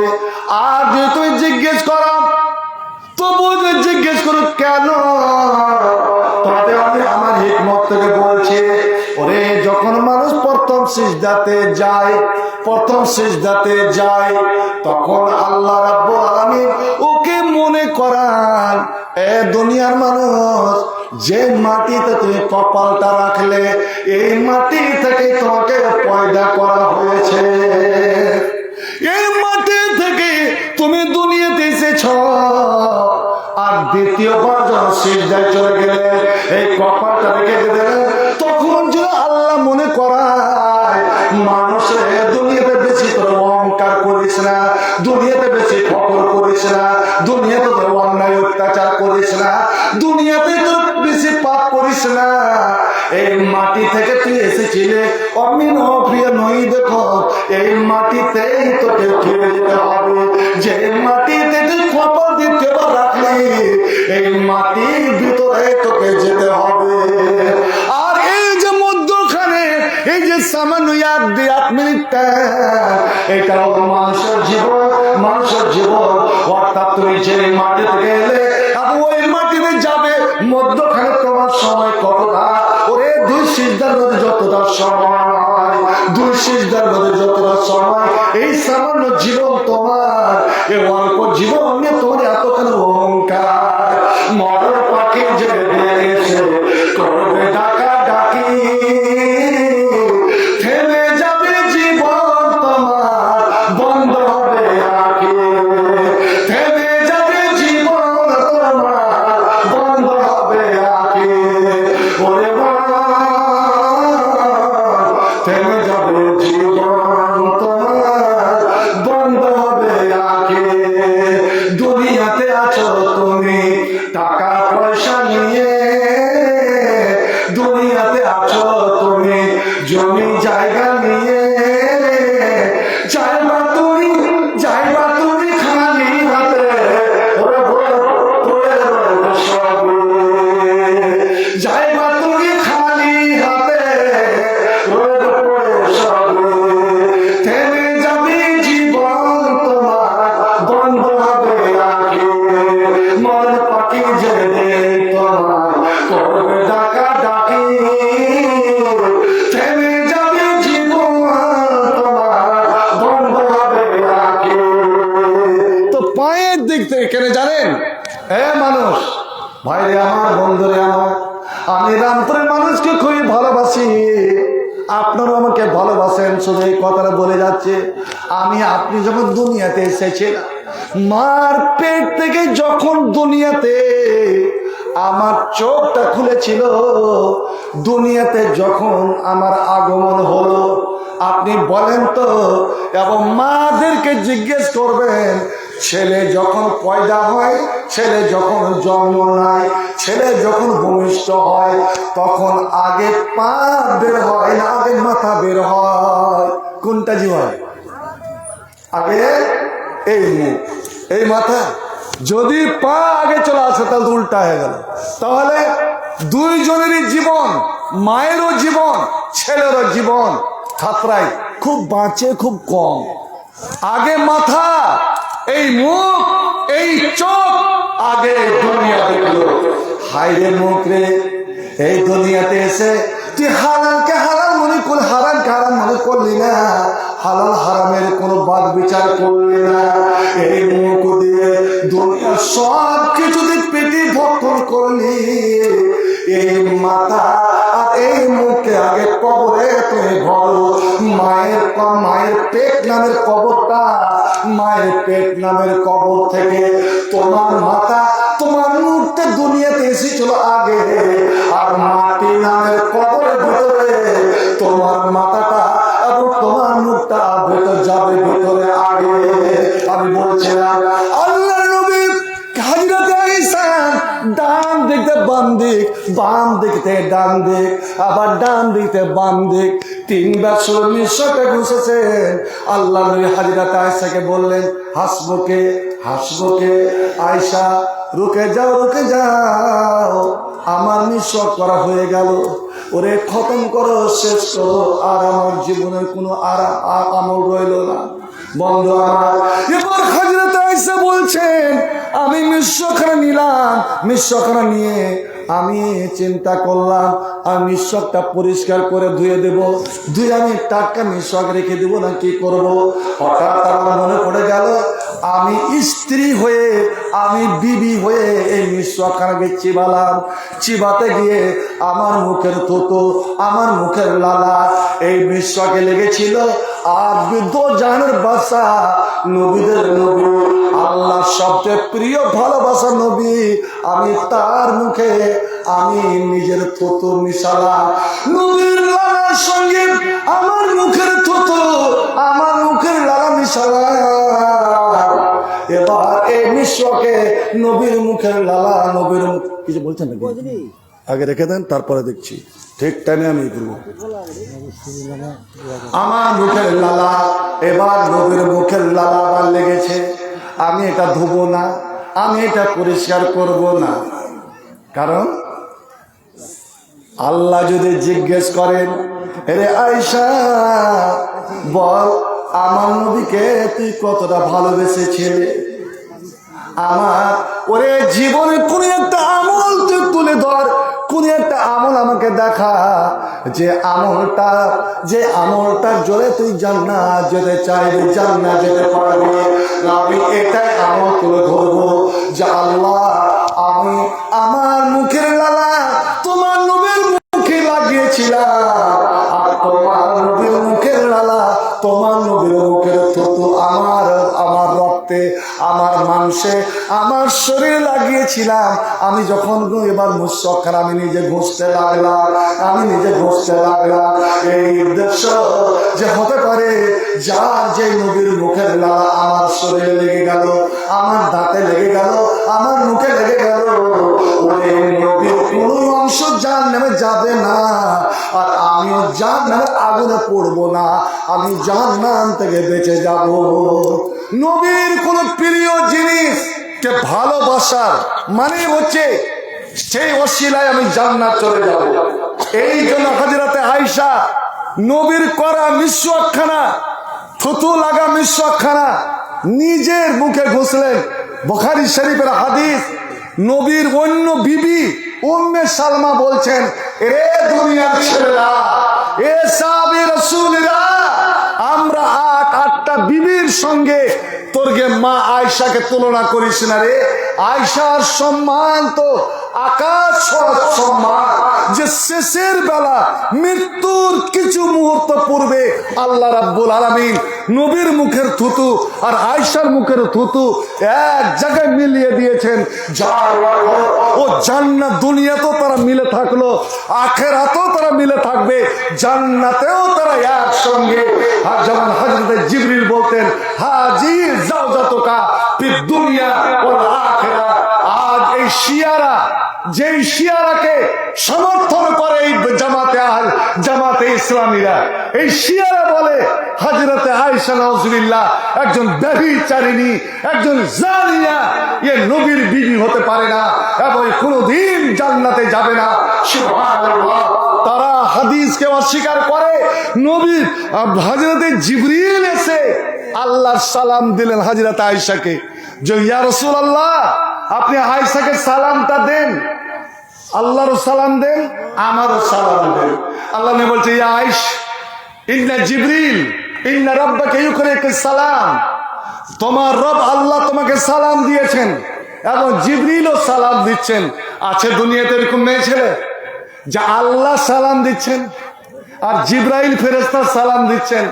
হযরতে আয়েশা আফসোস করে বলছে, আলাইকা ওয়া আলাইহিস সালাম। উত্তরটা দিয়ে বলছেন, তারা মালা আরাকা, ওগো নবী আপনি জিবরিল ভাইকে দেখছেন, আপনি জিবরাইল ফেরেশতার সঙ্গে কথা বলছেন, কিন্তু আমি হতভাগিনী একজন মেয়ে ছেলে, আমি অভাগিনী মেয়ে ছেলে, আমি জিবরাইল ভাইয়ের আমি সালামটা নিলাম, আমি রব্বের সালামটা নিলাম, কিন্তু জিবরিলকে আমি দেখতে পেলাম না। ভাই আমার, আমি বলছিলাম আমি মৃত্যুর কথা বন্ধুরে, আল্লাহ রাব্বুল আলামিন বলেছেন, আমি আয়াতটা শুধু একটু ব্যাখ্যা করে ছেড়ে দেব যে আজ আমরা কেমন কি করছি। এমন সফর, এই এমন একটা সফর, দাউদের খবরটা বলেন তো। এখন দাউদ আলী কি অবস্থায় আছে? উমরাতে যখন গেলাম তো রোজ রাত্রে যতটি আমার মেয়ে আছে সবার সঙ্গে কথা হতো হোয়াটসঅ্যাপে। তো আমি মূল সাহেব একেবারে রাখতাম জাজি আমি জানি এখানে এসেও কি ছেলে মেয়েকে স্মরণ করতে হবে না রে, তার এই খবর নিতে হবে না। যেখানে 6 ঘন্টার তফাৎ, বিমানে 6 ঘন্টার রাস্তা, এত দূর, আর সামনাসামনি কথা হচ্ছে। কিন্তু ভাই আমার মুমিন মুসলমানেরা, এরে আমার মায়েরা, আমার বোনেরা, তোমার বাবা তোমার আঙিনায় শুয়ে আছে, তোমার মা তোমার ওই বাস্তবে শুয়ে আছে, তোমার ছেলেটা আদরের ছেলেটা ওই পুকুরে ধারে শুয়ে আছে। বলো তো দেখি তোমার বাবার সঙ্গে এখন কি করা হচ্ছে, তোমার মায়ের সঙ্গে কি ব্যবহার করা হচ্ছে, তোমার ছেলেটা কি অবস্থায় হচ্ছে। এই আমার সকল ইন্না লানা ফিদ দুনিয়া খুলুলা ওয়া লানা ইলাল আখিরাতি ইতিহালা ওয়া ইন্না ফিস সাফারি জামাজা মালা। ওরে আমরা 2 দিনের জন্য দুনিয়ায় এসেছি, অল্প দিনের জন্য 2 দিনের অল্প দিনের জন্য দুনিয়ায় এসেছি। আমার নবী বললেন আমি একজন মুসাফির, চলতে চলতে চলতে চলতে ক্লান্ত হয়ে আমি একটা গাছতলায় বসেছি, কিছুক্ষণ আরাম নিলাম, আর আরাম নেওয়ার পরে আবার ওই ছায়া ছেড়ে দিলাম, ওই গাছকে আমি ছেড়ে দিলাম, আবার আমি হাঁটা দিলাম। দুনিয়ার মানুষ, এই রামপুরের মানুষ, তুমি যতই সিয়ানাগিরি করো না কেন, এই মরণের হাত থেকে কেউ বাঁচেনি। ওকে ওর দুনিয়া সফর সেরে যেতে হবে, তাকে চলে যেতে হবে, কেউ চিরস্থায়ী হয়নি। কিন্তু এটা এমন সফর, মানুষ বিদেশ থেকে বাড়ি ফিরে আসে, বিদেশ থেকে বাড়ির খবর জানে, আর বাড়ি থেকে ওর খবর নাই। কিন্তু এটা এমন সফর যে তোমার আঙিনাতে, তোমার গলিতে তোমার বাবা মা, তোমার দাদু দাই, তোমার আত্মীয় স্বজন শুয়ে আছে, কিন্তু তুমি 24 ঘন্টার জন্য ওই কবরে কান লাগিয়ে থাকো, তো তুমি খবর পাবে না, খবর পাবে না। আমার নবী বলছেন তোমার চেয়ে ওই জীব জন্তুগুলো চালাক, তোমার গরু বাছুরগুলো চালাক, তোমার ছাগল বকরিগুলো চালাক, ওই পশু পাখি চালাক। কারণ ওরা কবরে কি হচ্ছে, আযাব হচ্ছে না আল্লাহর শান্তি বর্ষণ হচ্ছে, ওরা সব কিছু জানতে পারে। নবীর ঘোড়া কবরের কাছে গিয়ে ফেটকে গেল। নবী বলছেন এই কবরবাসীকে আযাব হচ্ছে, ওরে দুনিয়ার সবাই জানতে পারে, কিন্তু একমাত্র এই মানুষ এবং জিন কিন্তু মরণের খবর রাখে না। এরা কিন্তু কবরের খবর রাখে না, এরা কবরের ঘটনা কিছুই জানে না। এবার ভাই আমার, এমন একজন সাহাবী যার নামটা শুনে রাখেন, আব্দুল্লাহ বিন রাওয়াহা। আব্দুল্লাহ বিন রাওয়াহা তিনি একজন বড় কবি ছিলেন। আল্লাহ নবী অনেক সময় ওকে মিম্বারে উঠিয়ে দিতেন আর বলতেন, আব্দুল্লাহ তুমি কবিতা শোনাও, আমি শুনবো। তো আমি অনেকের কাছে কোরআন শুনি, তোমার কাছে আমি আরবি কবিতাগুলো শুনবো। তোমার কবিতা শুনে আমি আনন্দ পাই, তোমার কবিতা শুনে আমার মরণ বলে স্মরণ হয়, তোমার কবিতাগুলো শুনে আমার আখেরাত বলে স্মরণ হয়। যেমন আজকাল অনেক বক্তা গান মানে কি বলছে, বাচ্চাটা হারিয়ে গেছে, একটা মেয়ে লোক মানুষ দিলে আমাকে কয়েছে যে স্টেজে যাও, যে কহে দাও, ঢুঁড়ে বেরিয়েছে, কইতে পারে না কোনো কিছুই। ছেলেটাকে আপনি বাড়িতে চলে যান, এর বাড়ি কোনটা তা তো জানি না। আপনি বাড়িতে চলে যান। কোন মা এরকম আছে, পাষাণ মা, জালেম মা, একটা মুরগি নিজের বাচ্চাকে ছেড়ে আপনার কোথাও খুলনাতে উঠে যায় না, আর ও পাষাণ মা, জালেম মা, অত্যাচারী মা বাচ্চাকে রেখে দিয়ে কোথায় গেছে ও চিন্তা করে। একটা বাচ্চা হারিয়ে গেছে, তোমাকে যার বাচ্চা নিয়ে যাও, আর বাচ্চা যদি বেশি হয়ে থাকে বেটা ছেলে হয়তো আমাকে দিয়ে দাও, 2টা বেটা ছেলে, আচ্ছা আমাকে দিয়ে দাও, আমি চলে যাবো, আমার বেটা একটা নেই। আচ্ছা ঠিক আছে। তা ভাই আমার শুনুন, এই শুধু এই কথাটা বলে ছেড়ে দেবো। এই আব্দুল্লাহ বিন রাওয়াহা উনি হাতেও যুদ্ধ করতেন, আর এই কবিতার ছলেও যুদ্ধ করতেন। মাতার যুদ্ধে তিনি শহীদ হয়েছিলেন। শহীদ হওয়ার আগে মদিনা থাকাকালীন একবার অসুখে পড়েছেন, প্রচন্ড অসুখ। এই অসুখটা হচ্ছে একটা মরণের ভাই। আমাদের জ্বর জ্বালা যখন হয় তখন চিন্তা করতে হয়, আল্লাহ এই জ্বর থেকে উঠবো তো। ওই অসুখের অবস্থাতে বেশি বেশি তোবা ইস্তেগফার করিয়েন। অসুখের সময় সবুর করিয়েন, কারণ কতগুলো এমন অসুখ আছে ওই অসুখ আপনাকে জান্নাতে নিয়ে চলে যাবে। আব্দুল্লাহর স্ত্রী এইভাবে বসে আছেন, আর আব্দুল্লাহ তার স্ত্রীর জাঙের ওপরে মাথা রেখে আছেন, খুবই দুর্বল হয়ে গেছে।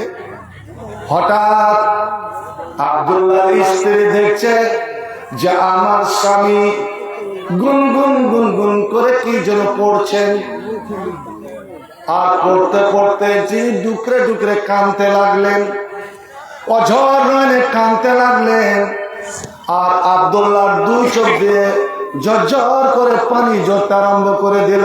আল্লাহ রে আল্লাহ, স্ত্রী ভাবছেন না আমার স্বামীর কি হয়ে গেল, আমার স্বামী এভাবে কান্না করেন কেন, আর আমার স্বামী কি গুনগুন করে পড়ছে আমি শুনবো। এবার আব্দুল্লাহ বিন রাওয়ার স্ত্রী নিজের কানটা মুখের কাছে নিয়ে গেলেন। তখন আব্দুল শুনতে পেলেন আব্দুল্লাহ এই আয়াতটা বারবার পড়ছেন, ওয়া মিনকুম ইল্লা ওয়ারিদুহা ইল্লা ওয়ারিদুহা কানা লা রাব্বিকা হাতামান মাকদিয়া। এরে রামপুরের ছেলে মেয়েরা, এ যুবকেরা যারা ফ্রি ফায়ার আর পাবজি নিয়ে ব্যস্ত থাকো, মোবাইল নিয়ে ব্যস্ত থাকো, একবার সচেতন হও, একবার ভালো করে বোঝার চেষ্টা করো। আব্দুল রাওহা বলছেন যে মিনকুম ইল্লা ওয়ারিদুহা, আল্লাহ বলছেন এ রামপুরের মুমিন মুমিনারা, এরে নমাজিরা, এরে আল্লাহ ওয়ালারা, এরে হাজি সাহেবেরা, এরে মাদ্রাসা চালানে ওয়ালারা, এরে মুলবি হাজিরা তোরাও শোন, এরে পাজির দল তোরাও শোন, এরে পাপের দল তোরাও শোন। যত দুনিয়াতে মানুষ আছে, যত প্রকারের মানুষ আছে, সে নেককার হোক বা গুনাহগার হোক, ভালো মানুষ হোক বা মন্দ মানুষ হোক, সকলকে জাহান্নামে যেতে হবে, সকলকে জাহান্নামের ওপরে যেতে হবে, সকলকে পুরুষের হাতের উপরে যেতে হবে, আর জাহান্নামের আগুনের আঁচে সবাইকে নিতে হবে। আল্লাহু আকবার। আরবিতে দুটা শব্দ আছে রে বন্ধু, এখানে আলেম ওলামা আছেন, একটা হলো উরুদ আর একটা হলো সদুর। উরুদ মানে ঘাটে যাওয়া, সদুর মানে ঘাট থেকে ফিরে আসা। উরুদ মানে ঘাটে যাওয়া, সদুর মানে ঘাটে ফিরে আসা। আল্লাহ এখানে বলছেন তোমাদের সকলকে ওরে জাহান্নামে যেতে হবে, তোরাকে পুরুষরাতে যেতে হবে। আল্লাহ উরুদের কথা বলেছেন, কিন্তু সদুরের কথা বলেননি যে আমরা আবার ওখান থেকে ফিরে আসবো কিনা, জাহান্নাম থেকে বাঁচবো কিনা, এটা আল্লাহ কিন্তু বলেননি। এই কথাটা মনে করেন আব্দুল্লাহ বিন রাওয়াহা ডুকরে ডুকরে কাঁদতে বিশাল, আমি তোমার নবীর সাহাবী, তোমার দ্বীনের জন্য, তোমার ইসলামের জন্য কতটা যুদ্ধে গেলাম। আল্লাহ হে রাব্বুল আলামিন, কিন্তু তুমি আমাদের ব্যাপারে বলছো যতই তোরা যুদ্ধ কর না কেন, যতই তোরা ইসলামের খিদমত কর না কেন, ওরে একদিন সকলকে জাহান্নামের উপরে যেতে হবে। আল্লাহ তুমি উরুদের কথা বললে, যাওয়ার কথা বললে, কিন্তু ফিরে আসার কথা বললে না। এবার আব্দুল্লাহর কান্না শুনে, পুরুষের কান্না শুনে হাজিরাতে আব্দুল্লাহ বিন রাওয়ার স্ত্রী সেও ডুকরে ডুকরে কাঁদতে আরম্ভ করেছে, স্ত্রী কাঁদতে আরম্ভ করেছে। বন্ধুরে, এই জন্য আল্লাহ বলেছে পুরুষদেরকে, নবী আমার বলেছেন তোরা বাড়িতে নফল নামাজ পড়বি, তাহাজ্জুদের নামাজ বাড়িতে পড়বি। তুই যখন দোয়া করবি, তুই যে কান্না করবি, তোর স্ত্রীটা হতে পারে তোর দেখা দেখি তাহাজ্জুদ শুরু করে দেবে, তোর বেটা বেটি তাহাজ্জুদ শুরু করে দেবে, তোর বউ বেটি তাহাজ্জুদ শুরু করে দেবে। আর তাহাজ্জুদের নামাজ হলো সবচেয়ে পবিত্র নামাজ। আব্দুল্লাহর স্ত্রী যখন কাঁদতে লেগেছেন, তখন আব্দুল্লাহ জিজ্ঞেস করছেন, এ আমার বিবি রে, মা কি কে, তুমি কেন কাঁদছো, তুমি কেন কাঁদছো? আমি একটা আয়াতকে স্মরণ করে আজ আমার কান্না ভেসে এলো, কিন্তু বলো তুমি কেন কান্না করছো? আব্দুল্লাহর স্ত্রী বলেন, রায় তো কাতাব কি, স্বামী গো, আমি দেখলাম যে আপনি কান্না করছেন, আপনি কান্না করছেন, কোন স্ত্রী আছে যে স্বামীকে কাঁদতে দেখে স্ত্রীর কান্না আসবে না, স্বামীকে কষ্ট দেখে স্ত্রী কষ্ট পাবে না, স্বামীকে দুঃখ পেয়ে দেখে কে দুঃখ পাবে না? আপনাকে কাঁদতে দেখলাম, আমিও তাই কান্না শুরু করে দিলাম। আব্দুল্লাহ বিন রাওয়াহা বিবিকে জড়িয়ে ধরে বলছে, এ আমারও মনে হয় শোন, আল্লাহ রাব্বুল আলামিন এখানে উরুদের কথা বললেন, তোদের সকলকে জাহান্নামে যেতে হবে, এটা আল্লাহর অটুট ফয়সালা। আল্লাহর ফয়সালার মধ্যে কোনো এদিক ওদিক হবে না, কোনো বিরূপ করতে গেলে হবে না, সবাইকে যেতে হবে, যেতে হবে। কিন্তু বিবিরে জাহান্নাম থেকে ফিরবো, পুরুষরা থেকে ফিরবো, এটা কিন্তু আল্লাহ বলেনি। ওরুদের কথা বললেন, সদরের কথা বলেননি। এই জন্য রে বন্ধু, সাহাবায়ে কেরামেরা নবীর সাহাবীরা হাসতেন না, নবীর সাহাবীরা হাসতেন না, তাবেঈনরা হাসতেন না, মুহাদ্দিসিনরা হাসতেন না। এটা ভালো করে শুনে রাখুন। তারাকে যখন কেউ জিজ্ঞেস করতো, আপনি হাসেন না কেন, আপনি হাসেন না কেন, বলি কেমন করে হাসবো, কারণ আমি যে মরবো, কখন মরবো তার খবর নাই। আমি যে গুনাহ করেছি এবং আল্লাহর কাছে তওবা করেছি, আমার তওবা কবুল হয়েছে কিনা আমি জানি না। আমি দোয়া করেছি, আমার দোয়া কবুল হয়েছে কি জানি না। আমি রামপুর জালসার দান করেছি মাদ্রাসার জন্য, আমার দান কবুল হয়েছে হয়নি জানি না। অতএব যেগুলো আমার জানা নাই, আমি কবতে বাঁচবো কে বাঁচবো না, আল্লাহ আজের মিনান্নার, আমি জান্নাতে বাঁচার দোয়া পড়েছি, আল্লাহ নাউজুকানা যাবিল কবরে, আমি কবরের আযাবতে বাঁচার দোয়া করেছি। কিন্তু আমার দোয়া কবুল হয়েছে হয়নি, আল্লাহ দোয়া কবুল করেছে করেননি, আমার জানা নাই। আর যখন জানা নাই, আমি হাসবো কেমন করে, আমি হাসতে পারি না। ডাক্তাররা বলল, আজ ডাক্তার বলছে খুব বেশি বেশি হাসো, বেশি করে হাসতে গেলে হার্ট একদম সতেজ হবে, কোনদিন হার্ট অ্যাটাক হবে না। শুনুন, আর সারা বিশ্বের ডাক্তার, তাবিবুল আলম, ডাক্তারের ডাক্তার, হাকিমের হাকিম, কবিরাজের কবিরাজ, মা আমিনার লাল জাতাজদার মক্কি মাদানী জনাবে মুহাম্মদ রাসূলুল্লাহ সাল্লাল্লাহু আলাইহি ওয়াসাল্লাম বলছেন, খবরদার লা তুকসিরি যাকা, তোমরা বেশি হাসিও না। কেমন করে হাসছো হে? তুমি যে কখনো মরবে, তোমার বাবার আগে মারা যাবে না, তোমার বাবার পরে মারা যাবে, তোমার দাদর আগে মারা যাবে না, তোমার দাদর পরে মারা যাবে, যেখানে তুমি জানো না, তুমি হাসো কেমন কেমন করে? বলো, তোমার ইবাদত, তোমার নামাজ রোজা কবুল হলো কি হলো না, তোমার জানা আছে কি? বলতে পারবেন? আপনি যা দান করবেন, এখনই যে 2000 টাকা আমার ও বাবা জীবন যে দান করলেন, এই দান আল্লাহ কবুল করবেন কি করবেন না, করেছেন কি করেননি, তার জানা আছে কি? ভাই, আপনি আযাব, কবরের আযাব থেকে বাঁচার দোয়া করলেন, জাহান্নাম থেকে বাঁচার দোয়া করলেন, মরণের কষ্ট থেকে বাঁচার আপনি দোয়া করলেন। আল্লাহুম্মা ইন্নী আউযু বিকা, আল্লাহুম্মা ইন্নী আউযু বিকা মিন গামারাতিল মউত ওয়া সাকারাতিল মউত ওয়া শিদ্দাতিল মউত। এই যে মৃত্যুর যন্ত্রণা, মৃত্যুর কষ্ট থেকে বাঁচার দোয়া করলেন, এ দোয়া আপনার কবুল হলো কি হলো না কেউ তো জানে না। অতএব যখন জানা নাই, তুমি হাস্য কেমন করে? নবী আমার বলেন, তোমরা, হ্যাঁ সাল্লাহ, বারবার বলছি জেনারেটর দেওয়ার আজকে লাইন গোলমাল করবে।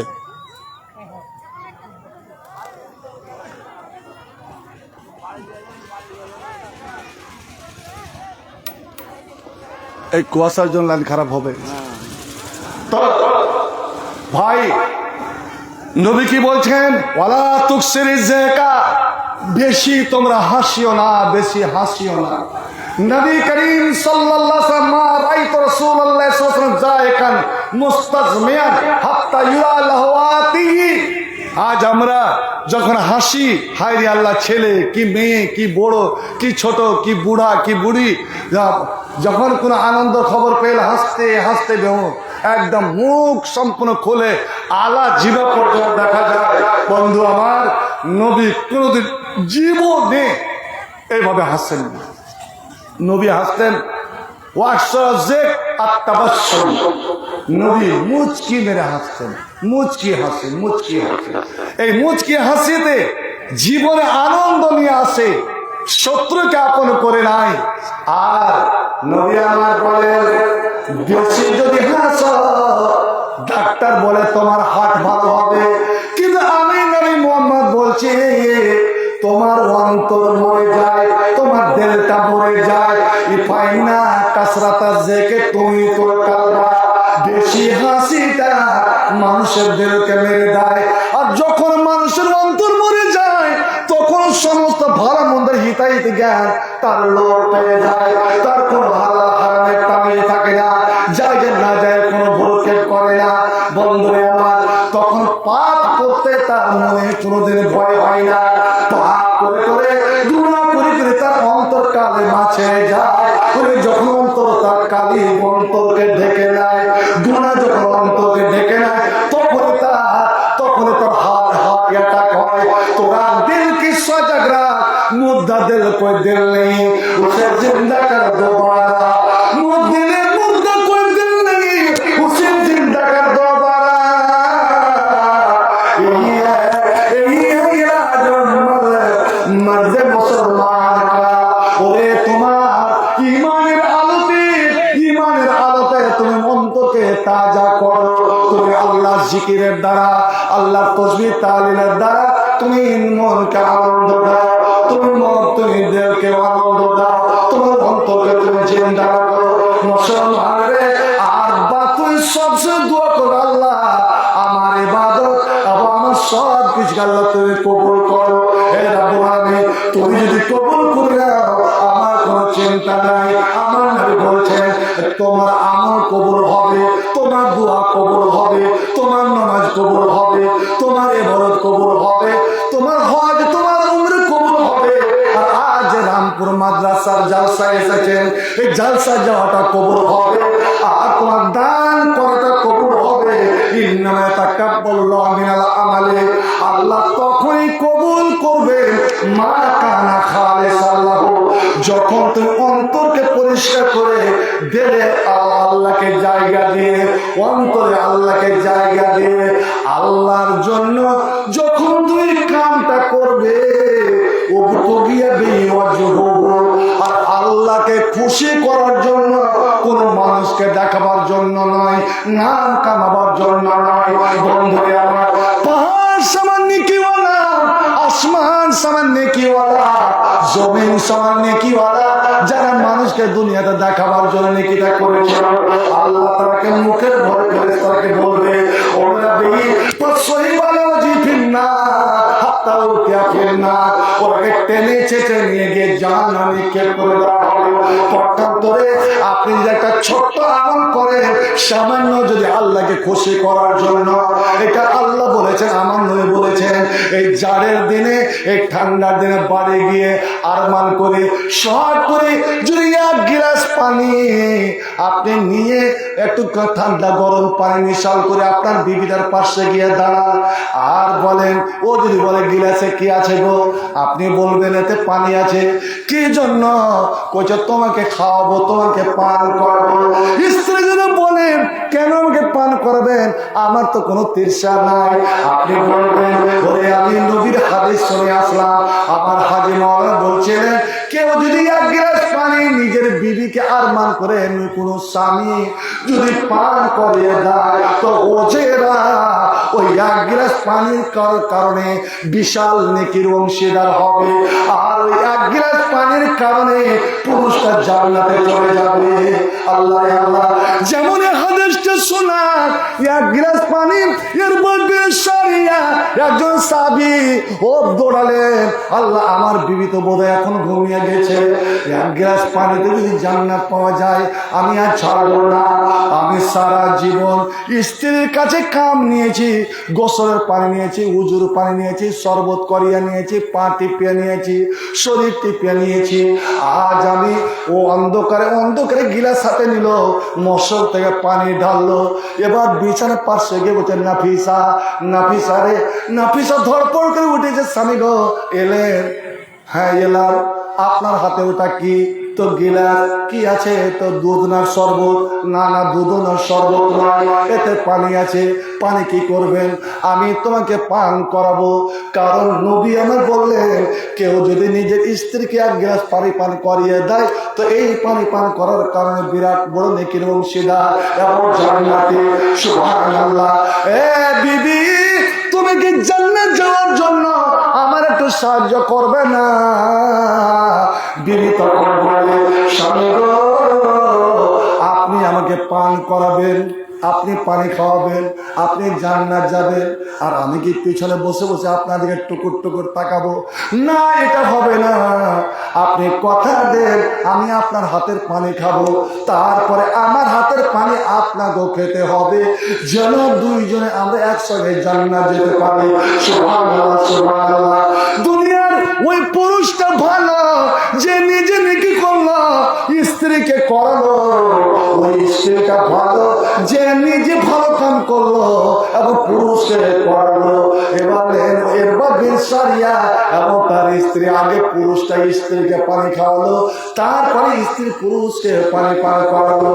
বন্ধুরা, ইমাম নাসে হাদিস হয়েছে, হাদিস শরীফ, ইন্নামা তাকাব্বালাল্লাহু মিনাল আমালি মা কানা খালিসাল্লাহু ওয়া তুবিয়া বিহি ওয়াজহুল্লাহ। আল্লাহ ওই আমলটাই কবুল করে। বড় বড় দানকারী আল্লাহ কিয়ামত, এই তোকে যে এত টাকা পয়সা জমি জায়গা দিয়েছিলাম এবং রামপুরের সব থেকে বড় ধনী করেছিলাম, ওই আমার একটা ভাগিনা ছিল, ওকে বেটাও সমস্যা কই আমি এরকম ছেলেটাকে দেখতে পাই না। জি না না না না, ওই যে আবু তাহের, ওই হাজির বেটা আবু তাহের চলে গেছে। আমার স্ত্রীর পাশে আর আমি পাশে, বাপ মায়ের জন্য, বাপ মা মৃত্যু হয়ে গেছে, একটা বড় আচ্ছা, হ্যাঁ, 550 টাকা দেয়। এ ভাই শোন, একটা কথা কই। আচ্ছা, পুরুষ যদি মারা যায়, মানলাম, স্ত্রী কতটা পাবে পুরুষের মাল? কুসুমালে যদি ছেলে পেলে থাকে তো দুয়ানা, দোয়ানা আজ আর ছেলে পেলে না থাকে তো চারানা। চারানা। আর স্ত্রীটা যদি মারা যায়, তাহলে পুরুষ কত পাবে? ছেলে পেলে থাকলে ছেলে পেলে থাকলে চারানা, আর না থাকলে তো আটা না। শালা তুই, তোর স্ত্রী 5,000, তুই 5,000, 12 কেন হবে? তোর 60,000, ওর 5,000, 12,000, 12 মাস, বছরে 12 মাস। কতগুলো এমন আমল আছে, করবেন একবার, নেকি পাবেন 12 মাসের। আব্দুল ওয়াহাব ভাই, তোকে ওই 2,000 কেন? এই লোকটা আমার কত বন্ধু ছিল জানেন? ওইখানে বাড়ি আছে না, কোন ওইখানে আছে। তাহলে তোকে 2,000 আর ভাই করতে, আমার এই কথাটা মানতেই হবে। আলহামদুলিল্লাহ, আমার ভাই আব্দুল ওয়াহাব, আমার ভাই ভানি, দুইজনের স্বামী স্ত্রী মিলে ওরা বলছে 10,000, 5,000 স্ত্রী আর 5,000 ও। আর একজন মারা গেছে, কে বললেন? আমার বড় ভাই 550 টাকা। বড় ভাই মারা গেছেন? বড় ভাই, আব্দুল সালাম মারা গেছে। আর স্ত্রী দান করলে 550। ভাই আব্দুল সালাম, ওনার যে বড় ভাই মারা গেছেন, তার জন্য আব্দুল সালামের স্ত্রী 550। আলহামদুলিল্লাহ, মাশাআল্লাহ, জাযাকাল্লাহু আহসান জাযা, হায়াকাল্লাহ, বারাকাল্লাহ, আল্লাহুম্মা সাল্লি আলাইহি, আল্লাহুম্মা তাকাব্বাল মিনহু বিকবুলিল হাসানিন ওয়াদখিলহুমুল জান্নাহ ওয়া কি মিন ফিতনাতিল কবর ওয়া আযাবিন নার। আর ওখানে যে 2,000 কে দিয়েছিলেন, হ্যাঁ, ওনার নামটা আছে কি? আপনার নামটা? ইরফান আলী। ইরফান আলী। আলহামদুলিল্লাহ, ইরফান আলী স্ত্রীর জন্য, স্ত্রীর জন্য 2,000। এ মা বোন, ভালো করে শুনে রাখুন, স্বামী যদি স্ত্রীর জন্য দোয়া করে, স্ত্রী যদি স্বামীর জন্য দোয়া করে, বেঁচে থাক বা মারা যাক, এই দোয়া সঙ্গে সঙ্গে আল্লাহ কবুল করেন। স্ত্রী যদি পুরুষের পক্ষ থেকে দান করেন, পুরুষ যদি স্ত্রীর পক্ষ থেকে দান করে, এই দান আল্লাহ রাব্বুল আলামিনের দরবারে কবুল হয়।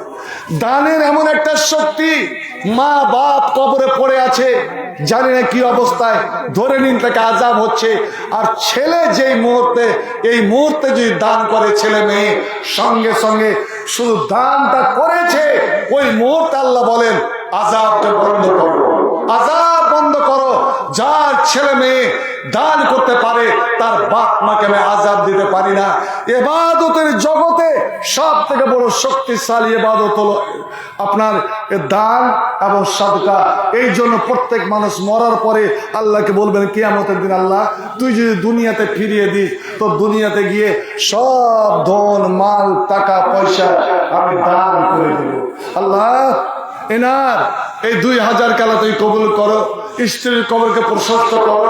আমার আব্দুল ওয়াহাব ভাই যে নিয়তে দান করবে তার স্বামী স্ত্রী, আল্লাহ তাদের সে নিয়তকে পূর্ণ করো, আমিন সুম্মা আমিন। আমার আর এক ভাই 200 টাকা, আলহামদুলিল্লাহ। এই বাকি রাখলো না, আমি জানি রামপুরের কয়েকজন বড় এত মরে গেছে। ওই হাজি কলমদরের বাবার নাম কি ছিল? আইনাল হাজি। আইনাল হাজি, ওর এক বন্ধু ছিল, এদিকে ওর বাড়িটা ছিল, ওরা দুইজনে একসঙ্গে ঘোরাফেরা করতেন। আল্লাহ লোকগুলো কোথায় গেল জি? এই যে মুখলেসের বাবা, নামটা বলে দিল, এই মুখলেস নঈমউদ্দিন দানের সাল, এই লোকগুলো হায় হায়। আমি যখন আসতাম ওই হাজি সাহেব তখন বেঁচে ছিলেন, ও বাবা পায়নি, ও মা পায়নি ধরে নাকি? আল্লাহু আকবার। আল্লাহ এরকম দুনিয়াতে মা আছে, কান্না করছে, আর মা কোথায় বসে, কোথায় জিয়াদের কাছে কি কাছে আল্লাহ জানে। আল্লাহ তাআলা হেদায়েত দাও। ভাই কেউ আছেন এই ছেলের গার্জেন যে দুই ছেলে ছোট্ট প্রতিবাদে হারিয়ে আছে, কান্না করছে? একজন 200 টাকা, আলহামদুলিল্লাহ মাশাআল্লাহ। ভাই আপনাদের দেরি, আলহামদুলিল্লাহ, আল্লাহু আকবার। একজন মেয়ে ছেলে, আল্লাহ মায়ের মেয়েরা এর নাকের নাক খুব সহজ করে, নাকের নাক খুলে পড়েছে যেদিন ছোটতে নাক খুলে দিয়েছে অনেক রকমের, সেটা খুলে না, একমাত্র স্বামী মারা নেই করে। তবে বলে না, শুনে রাখো, এটা কুপ্রথা, এটা হিন্দুদের প্রথা যে স্বামী মরে গেলে গহনা করে দিতে হবে। না না না, তুমি যে গহনা পরে আছো সব গহনায় তোমার থাকবে, সব গহনায় থাকবে, সব রকমের পোশাক করবে, শুধু 4 মাস 10 দিন তুমি বাইরে আপনার রং চক জাঁকজমকের পোশাক, ঘোরাফেরা, মাঠে ঘাটে যাওয়া আসা এগুলো করবে না। একটু শোক, তোমার স্বামীর একটু শোক পালন করবে। একমাত্র আমার মায়েরা, আমার বোনেরা সেই নাকের নাক খুলে কেন সব গয়না খুলে দিবে একমাত্র আল্লাহর জন্য, আল্লাহ দ্বীনের জন্য, এই কোরআনের জন্য। যখন নবী বলেছিলেন মদিনার মেয়ে ছেলেকে, ইয়া মাশাআল্লাহ নিসা তাসাদদাকনা ওয়ালা মিন হুল্লিকুন্না, ওরে মেয়ে ছেলেরা তোমরা দান করো, তোমাদের গয়না গাঁঠিগুলো দাও, এই গয়না গাঁঠিকে গলিয়ে লাল দগদগে তক্তি করে আল্লাহ কোরআন বলছে তোমাদের গালে, তোমাদের বুকে, তোমাদের পিঠে দাগ দেবে, সেই দিন তুমি চেঁচাবে, চিল্লাবে, ফেরেশতারা বলবে জুকু। এখন কেমন লাগছে? দুনিয়াতে গয়না করে তুমি পর পুরুষকে দেখিয়েছিলে, এই গয়নার পক্ষ থেকে তুমি দান তো করনি, তুমি যাকাত তো বের করনি, আর তুমি তার মজা, তুমি মজা নাও। হাযা মা কানাতুম লিআনফুসিকুম ফাযুকু মা কুনতুম তাকরিজুন। আমাদের স্ত্রী আমাদের তোলায়, আলহামদুলিল্লাহ, ওর স্ত্রীটা অসুখ আছে, আয়েশ মোহাম্মদ তার অসুস্থ স্ত্রীর জন্য। ভাই আপনাকে আমি একটা দোয়া, একটা জিনিস বলে যাচ্ছি। এখন দুনিয়াতে, বর্তমান দুনিয়াতে 210 কোটি মুসলমান, 210 কোটি মুসলমান। খ্রিস্টানদের পরে পরে আমাদের মুসলমানের সংখ্যা এখন আলহামদুলিল্লাহ পরে পরে সারা পৃথিবী জুড়ে 210 কোটি মুসলমান। কিন্তু যদি বলি সারা দুনিয়াতে মায়ের খাওয়া জাতিকে এই মুসলমান, রক্ত দেওয়া জাতিকে মুসলমান, অপমানের জাতিকে এই মুসলমান। এর আমলের দোষ। আজ আপনাকে একটা আমল বলে যাচ্ছে, ভালো করে শুনুন। 5 সেকেন্ডের মধ্যে, 5 মিনিট নয়, 5 সেকেন্ডের মধ্যে, 5 সেকেন্ডে আমার একটা কথা বের হবে কি হবে না, 5 সেকেন্ডের মধ্যে 210 কোটি, অর্থাৎ যতদিন মুসলমান আছে ততটা নেকি নিয়ে যেতে পারবেন। এখান থেকে যাবেন, এই নেকিটা অবশ্যই নিয়ে যাবেন। এমন একটা কাজ করবেন যে যতই দুনিয়াতে এখন মুসলমান নর নারী আছে, মুমিনা আছে, প্রত্যেকের বদলে আমরা একটা মুসলমানের বদলে একটা রেখে একজনের বদলে এই করে 210 কোটি নেকি, সুবহানাল্লাহ, আলহামদুলিল্লাহ। সেটা কি একটা ছোট্ট দোয়া। কিন্তু তার আগে ইনশাআল্লাহ বলে যাব, আমার মা বোন তোমরা আমলটা করিও। 5 সেকেন্ডে এত বড় নেকির অংশীদার, নেকির অধিকার তুমি হবে। ভাই আমার সুযোগ নিতে গেলে অল্পতে যান না, আর সুযোগ হারা হতে গেলে পাহাড় সামান নেকি করেও কোনো কাজ হবে না। আলহামদুলিল্লাহ। আইনুল বাড়ি মৃত্যু বাবা 200 টাকা, আলহামদুলিল্লাহ। আর একজন 200। আল্লাহ